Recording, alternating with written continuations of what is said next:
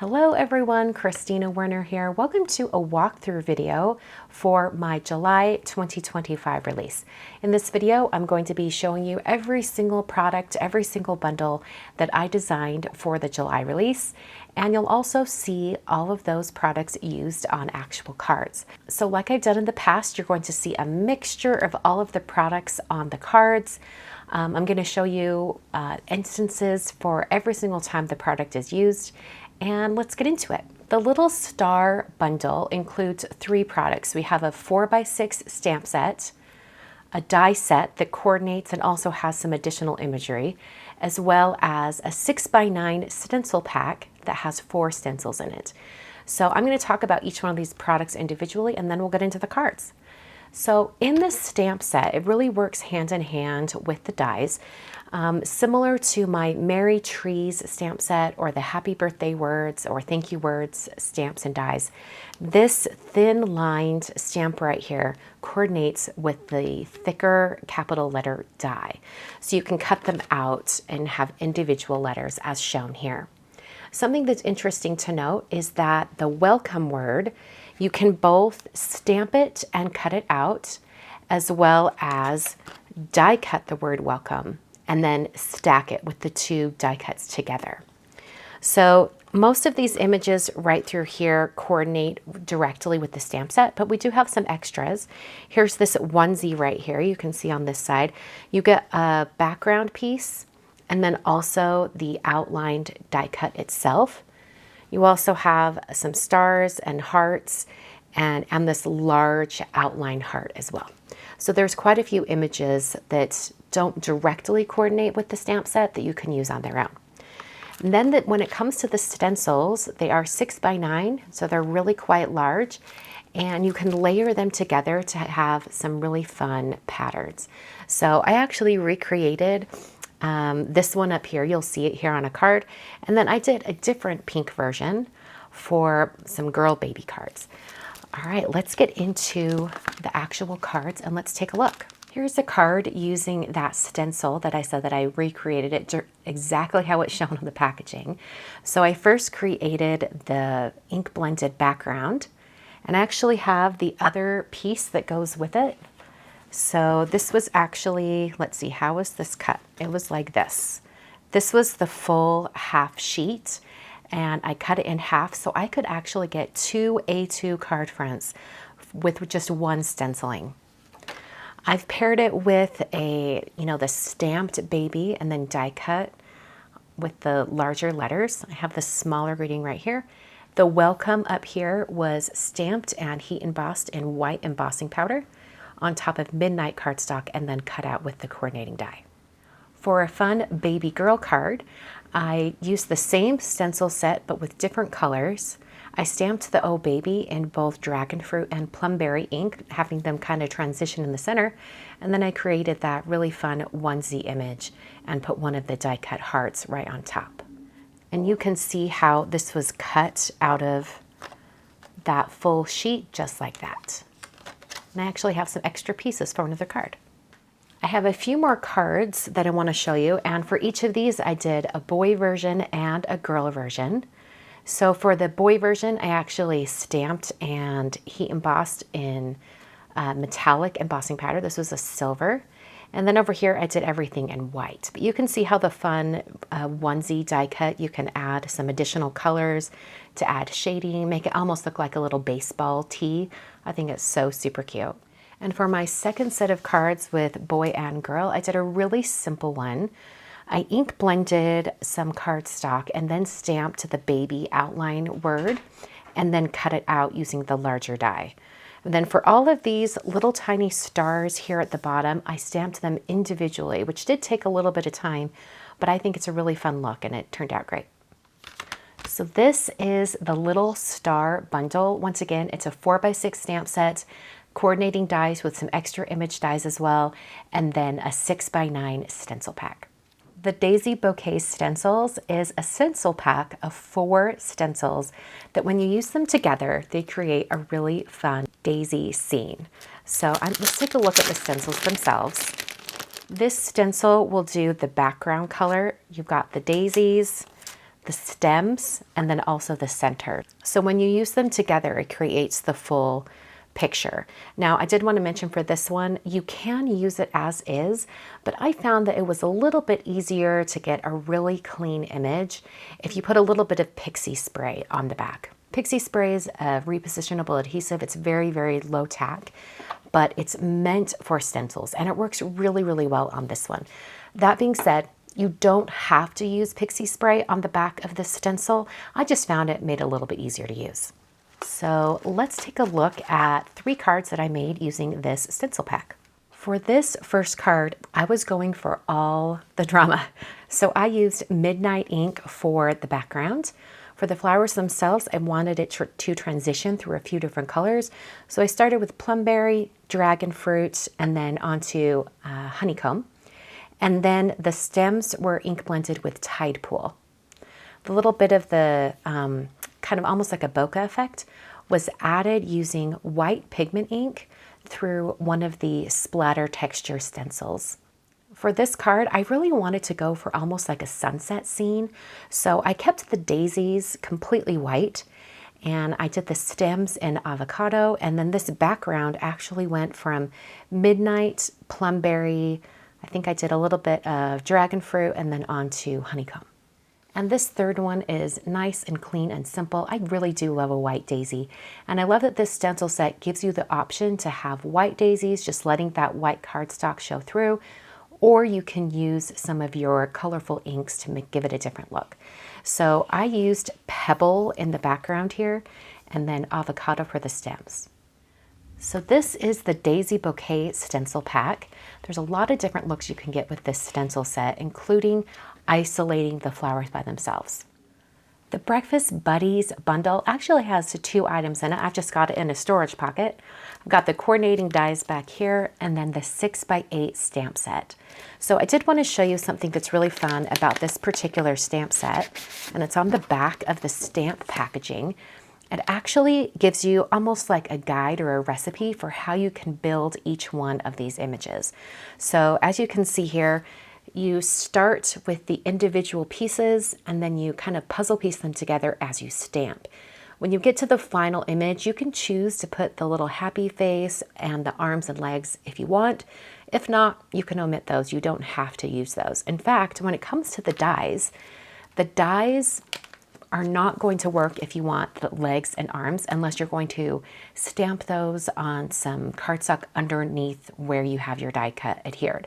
So, and you'll have a little bit of a white outline, and I'll show you that here in a moment. These are really, really fun, and the only thing you need to do when you're doing all this stamping is just you might want to look at the finished image to kind of remind yourself how everything pieces together. But it does come together fairly easily. So let's take a look at some of the cards that I made using this bundle. First up, I have a card with all of the images except the berries. I didn't have room for the berries on this 5x7 card, but you can see how they come together really nicely. One thing I wanted to give you as far as a tip goes is that when it comes to stamping the egg, I found that using powder ink from Concord and 9th was perfect. However, I did need to stamp off for the lightest layer. So I stamped on some scratch paper, removed the scratch paper, and then stamped directly onto my project. And that just gives it almost like a half tone, makes it just a little bit more pale. Now, the darker blue that comes in for the shadows, that is actually the powder ink at full strength. So that's the difference between those two there. So as you can see, this is really fun. I also found it really fun to pick out colors for the bacon. The colors that I found worked best, and they're used here, is cayenne and sorbet.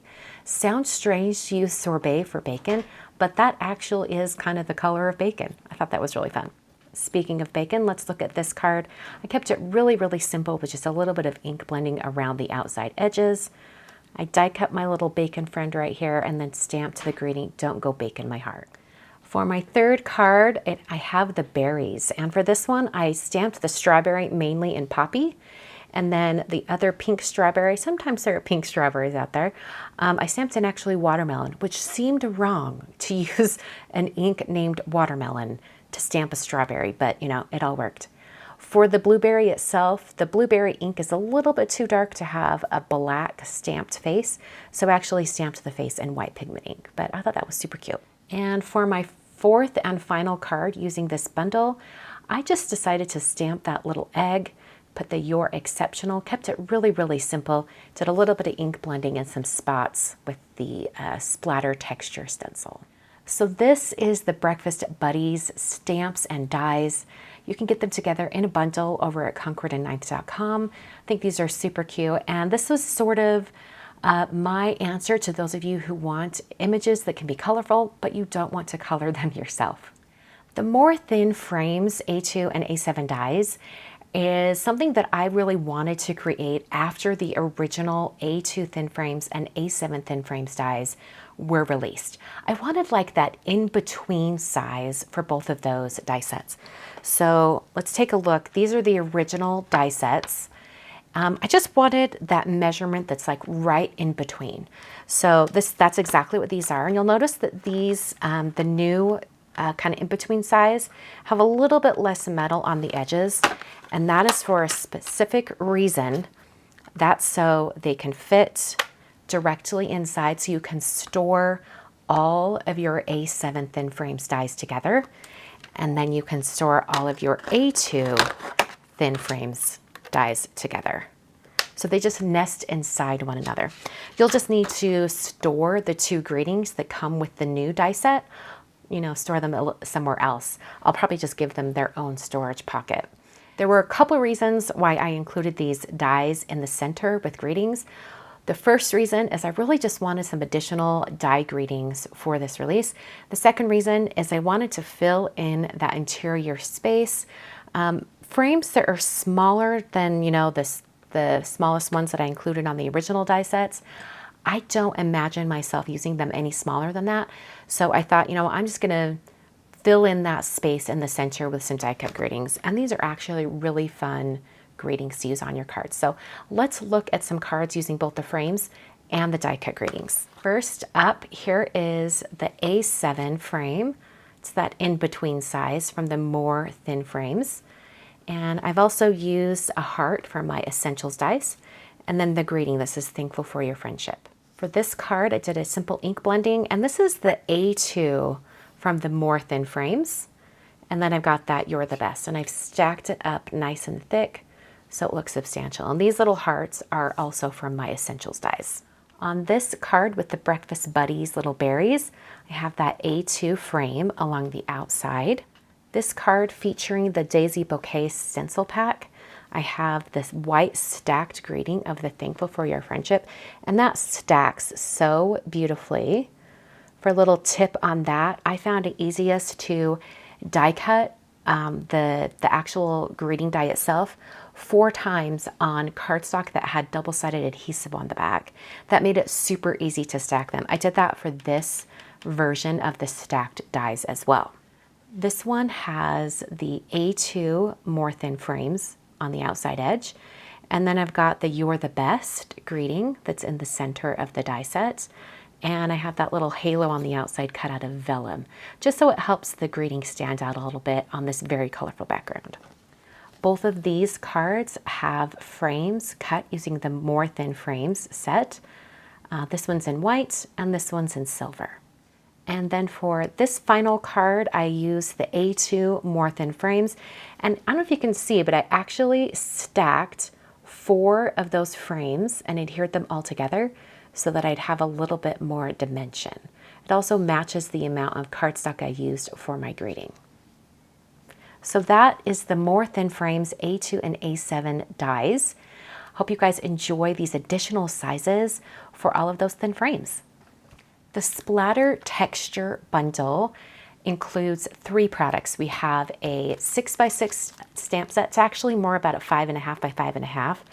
And you've got a nice kind of a really filled in gradient coming down. I'll show you some examples of that being stamped. On the 6x8 stamp set, it's actually broken up into separate stamps. It's a little hard to see in the product image, over at the Concord and 9th shop because it doesn't show how each stamp is separated, but I wanted to have it in segments. So if you wanted to just stamp a little bit of a little splatter texture on your cards, you definitely could. And I really wanted this large kind of border one so that you could have a gradient coming in from the edge of something. They're really fun to work with. I will point out which ones I use in the card examples in just a moment. And then lastly, I have a 6x9 stencil pack. It has 2 stencils. And you can see on the back here that one is very, very airy. It doesn't have a lot of splatter, while the other one has a lot of texture. So I did this on purpose so that you can really get a different look. Now, if you want to use this stencil once, rotate it 180 degrees and use it again, you'll get more compact splatter. Or you can use this one down here that has some larger bits and pieces. They're really fun to work with. So let's look at some cards that I made using these 3 products. And practically every single card I made for the July release used something from this bundle. I think there's only a few that I did not put splatter on. So let's just take a look at all of the cards.